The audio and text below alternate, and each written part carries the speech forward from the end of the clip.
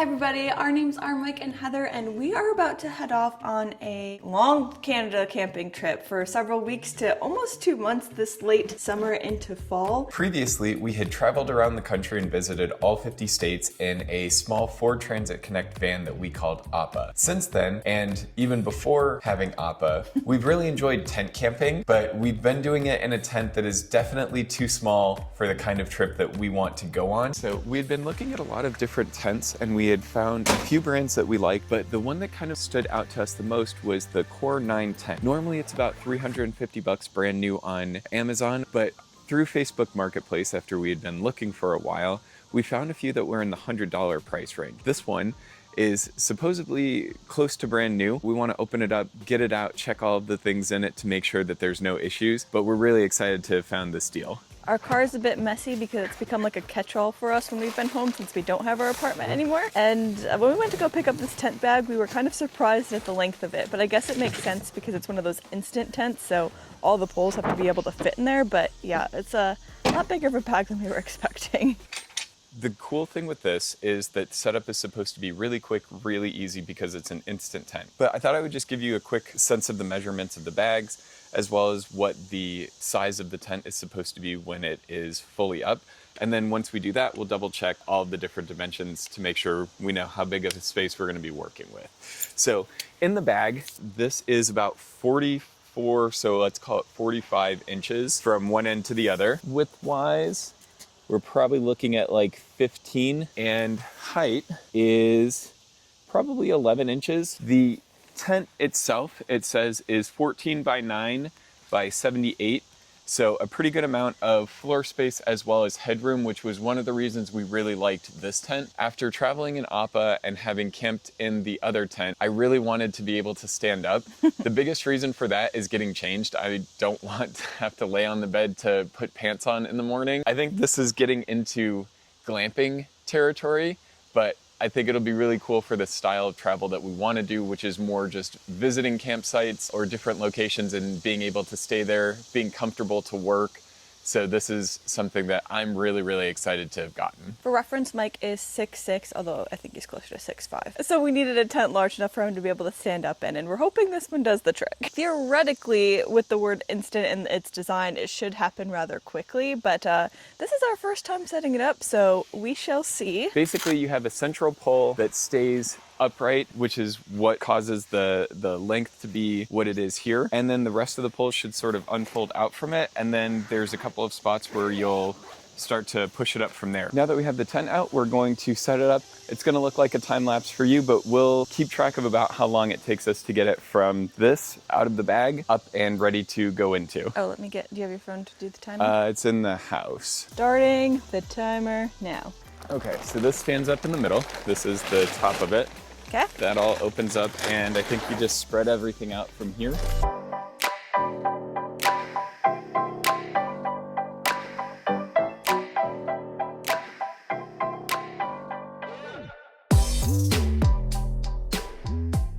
All right, so we didn't stake it in or anything, but that was a lot faster than tents usually take. Yeah, so we don't have the rain top part on, but everything else is done. That took 3 minutes and 3 seconds. Okay, so that's about what I would have thought. All right, starting back up the timer to see how long it takes to do the rain fly. Okay. First, we need to find the front. Okay, this has the logo, so I'm assuming this is the front. Okay.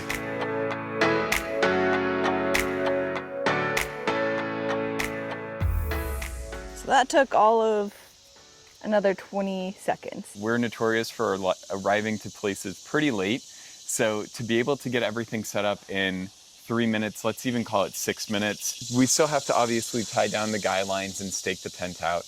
But realistically, the setup on this is incredibly fast because it's an instant tent. So basically that just means all of these poles are always connected. You don't have to pull them out or put them back in, take time to figure out what goes where. Everything is just really quick, and they're on telescoping poles. There's 3 different roof supports, which is really nice because it continues to give you good, consistent height inside, and it makes it easy to put up either by yourself or with another person. This was really incredibly easy, so now if we do get to somewhere and it's dark, I'm not as When. afraid. Yeah, when. I'm not as worried about the setup time with this, which is something that's really cool and new. All right, let's open it up. There's two ways you can get into the tent. There's this big T door here on the front, as well as a D door on the side. I almost think, though, that we would use the other side more consistently. But this is really nice if you had a couple of air mattresses that you wanted to fill outside before bringing them in. All right, moment of truth. You want to be the first through the threshold? I mean, I can stand at 5'6". Oh, I think you just might make it. Oh, I have my shoes on, so okay. Yeah, that's pretty good. So this is obviously the peak height here in the middle of the tent, but at 6'5", 6'6", we'll say 6'5", I can stand comfortably in the tent. This is a first. I have all the way up to the edge at 5'6" before I start hitting myself. So I think this is pretty good. So inside this tent, there's a lot of cool features, like a little storage areas, but also an air intake area where Mike is gonna pull it out now so that way we can see. But that allows air to flow through here, which is supposed to help with humidity and just not feeling like you're trapped in a sweltering tent in the middle of summer. And this is mesh, so you won't have to worry about bugs coming in if you do this. This is what that air intake looks like from the outside. There's a little elastic band that you would stake down here. That is pretty cool.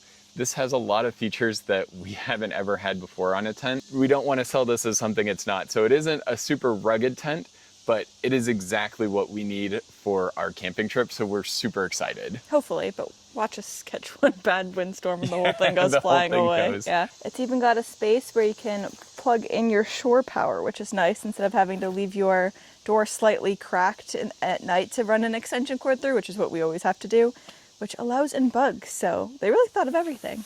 Yeah, I'm actually really excited about this. We can do some measurements to see what kind of space we actually are working with. So the height here at the middle of the tent is that 78, I think, that you were promised on the bag, from one wall to the next, right at like 159, 160, which is like 13 feet 4 inches.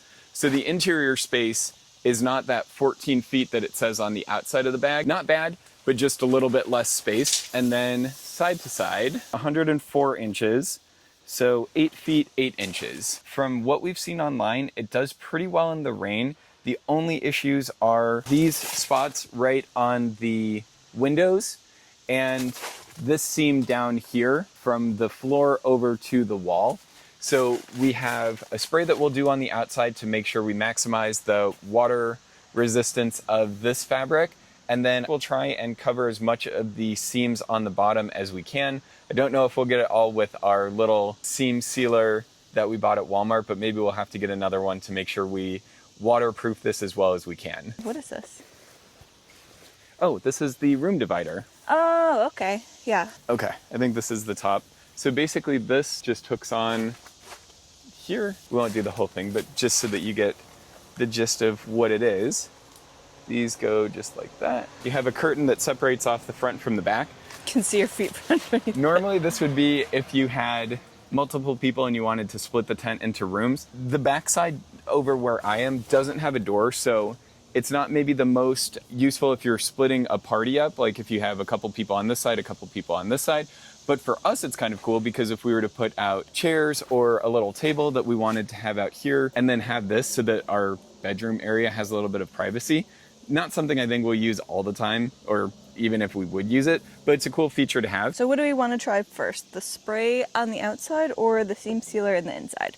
Probably the spray. Nothing fancy. We just went to Walmart and got silicone water guard. I think it was $8. There's a couple of really cool videos that we watched online. I'll shout out the one that did a lot of cool tests. It was called Camping Guidance. And they had a good rain test that showed this did pretty well in mild to moderate rain for about an hour. You start to see a little bit of moisture, obviously, through the screens. But because of the angle coming down, this lower green section, if it were going to get wet, is the spot that will get the most damp on the fabric. Yes. So we're going to start with that and see how it goes. It doesn't say how long you have to shake first. It just says every 20 to 30 seconds shake some more, so we shall see. We'll do the back of the tent just in case this turns out horrendously ugly and we decide not to do the rest of it. Nobody will see this part. Last time I used this type of stuff was like for Ugg boots when those were in fashion. Oh I think my they God. came back, didn't they? Yeah. Good job. You didn't see it close up yet, so I wouldn't say that.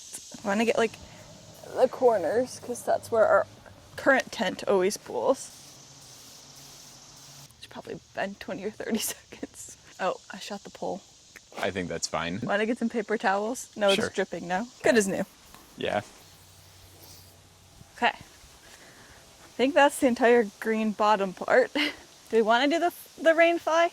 Watch this stick by your face. While Mike is continuing to spray the top of the tent, I'm going to try to figure out this sealant stuff. Honestly, this all might end up being overkill because this is supposed to be a good tent, but we're going to be traveling in this for several weeks to 2 months, so we just want to make sure that all of our bases are covered, and we don't want to wake up with the tent flooded one day, which has definitely happened to us in the past with like lesser quality tents. So yeah, this is all preventative measures. This is where it tends to leak according to that video, as well as along these seams because they're inverted. So we're just gonna put some down here and there to hopefully stop any drips that may come in. Yeah, I'm gonna need some paper towels. I was trying to squeeze it to see how fast it came out. Now it's all in my hand. Dries pretty quick. Thank you. I don't know if it's on all of them or just those 3. It looks like it's taped, taped only on the outside though. which is probably why it drips. There is a seam along here and then there's tape that goes over it.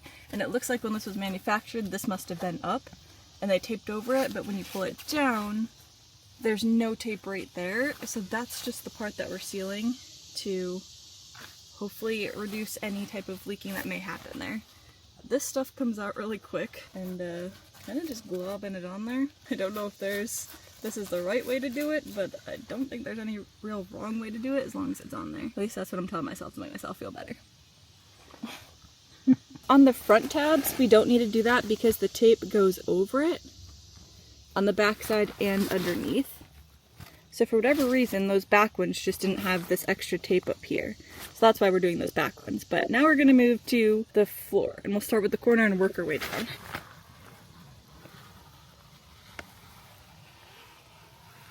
So with this one bottle, I was able to do all 3 of the window tab hook things and the entire perimeter of the inside of the tent, all while managing to spill some on me. So yeah, this little bottle goes a long way. So ignore the outfit change and my hat hair because I got the sealant like everywhere somehow. But we are headed to go get more of the actual spray stuff to be able to do the sides of the tent. The gray? Yes, the dark gray side. portions. Yes. We don't have any air conditioning in our car, so we're definitely team windows down. So if there's a lot of wind noise, that's why. But I think we're also going to stop and maybe get some of our camping stuff to see how the space would actually look now that we've got the tent set up. At this point, I think fixing the air conditioning would cost more than sort of the overall value of the car, so we decided against it. Can you even fit in here? Yeah. In this room is basically everything that we own, with the exception of maybe a couple of tools and things like that that are stored elsewhere. This is the amount of space that we can walk in. What we're here for now is to try and get all of our camping stuff. I think it's fairly accessible, but I'm not entirely sure, so we're gonna have to see. Yeah, we left it in a spot where it would be, just in case we were going to be traveling like that. And it's all in this little section here. All right, let's grab what we need. Yeah. Oh. Hi, vlog! We're at my mom's house, which is why my little sister's here. Do you want me to get that? Oh, yeah, that's it. I don't need the gold panning, although I do think that is kind of on the itinerary. Binoculars. Do you want to bring this? No, that's probably okay. Blanket? Yeah, this is like This one's probably decent to bring. another tent that we usually slept out of. That was really tiny, you can see. So, ours is definitely an upgrade. Yeah, this one was for our car camping. Ooh, bear spray. Can you make it out? Yeah. Cool.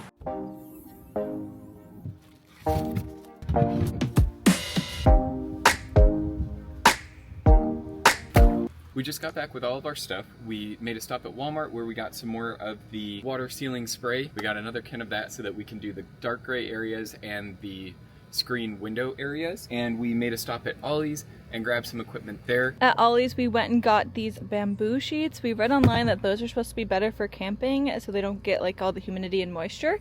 And then we found this thing, which is a patio mat, but it folds up so it can actually fit in our tiny car to be able to put down On the floor. Yeah, in the tent. We're gonna lay out everything and see how it all goes in there once we're done. You got that side? Yeah. The reason we went with this size is because we wanted to make sure that we had something on the floor to protect the floor of the tent from chair legs, the cot that we're getting for our air mattress legs, that sort of thing, to make sure that there isn't a hole poked through it. This, I think, works pretty perfectly.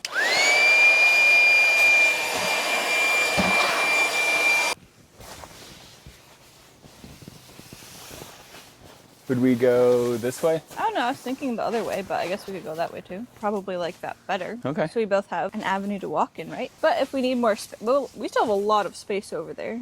Even doing the bed in this orientation. Now, it would be totally fine to leave the bed like this, and we've camped many a times off of like the little thin blow-up backpacking air mattresses, as well as this one just being on the ground. But if we're going glamping, we might as well go all in. So the idea is to get one of those cots that this would sit on and like raise to be normal bed level, so it's a lot more, even more comfortable. Or at least off the ground. Yeah, so that way it's even more comfortable in here. But just filling up the space here, not bad at all.